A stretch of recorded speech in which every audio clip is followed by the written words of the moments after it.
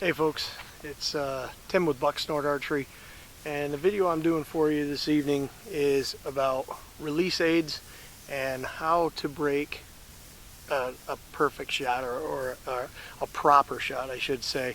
There are very few perfect executions in archery. That's what we all strive for, but the proper execution is what we should be doing time in and time out. What I've got here is my target release. This is a Carter Like Mike. This is what I shoot for 3D and indoor target. I use a Carter Lucky for hunting. I prefer the index finger releases. That's just my personal preference.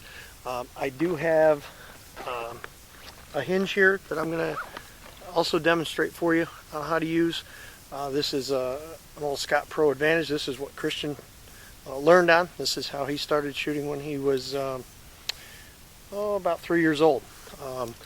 And what I strongly recommend everyone doing is learning how to break a shot using back tension. That is the proper way to break a shot in archery. Once you've learned the mechanics of breaking a clean shot and doing it properly, then you can use any type of release you want. You can use a hinge, you can use a thumb button, you can use an index finger release, you can use whatever style release you want, because then you possess the knowledge to execute the shot properly. What I'm going to do is first demonstrate how to do this, then go on to the back tension for you. First, what I want to say is what I see too often and that you should not be doing. You should not be squeezing this trigger like it's a trigger on a gun. It is not. Archery is supposed to be used and released. The arrow is supposed to be released using big muscles, not little muscles like trigger finger. Okay, you want to use the big muscles in the back, hence the term back tension. All right, so what I'm going to do is I'm going to get to full draw. I'm going to settle in. I'm going to curl my finger deep into the trigger. I like to get into this crease. Some people even like to go to the first knuckle of their index finger, and what I'm going to do is at that point focus solely on aiming. I forget totally about the shot occurring. It should be a natural process. It should be actually a surprise when the shot breaks, if done properly.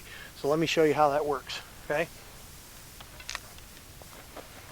And I'll talk you through it, because I'm not shooting for any world records here or any trophy bucks. So I'm going to get to full draw, settle into my anchor, wrap my finger, and I start my aiming process now. And as I start to aim, my large muscles in my back are squeezing ever so slightly, minutely squeezing until the shot breaks. And all I had to do was focus on aiming the entire time. And you saw that when that shot broke,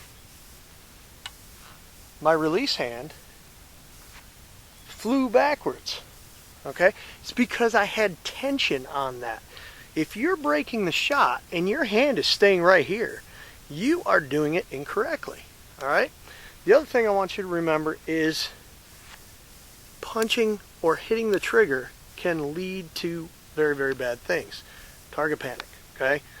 I'll discuss that a little bit more when I talk about the hinge. That's up next. Okay, so I'm back, and I'm going to demonstrate the hinge now. For me, the way I like to shoot a hinge is by relaxing my hand, not pulling.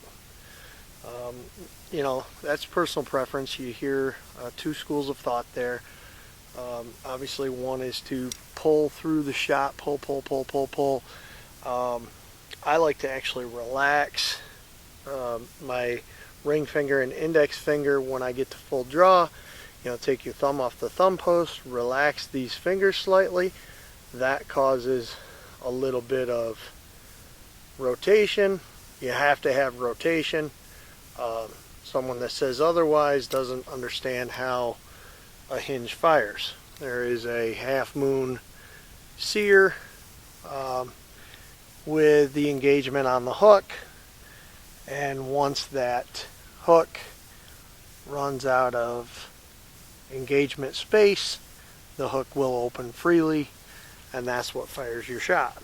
So let me demonstrate what that looks like in a nice relaxed hinge execution.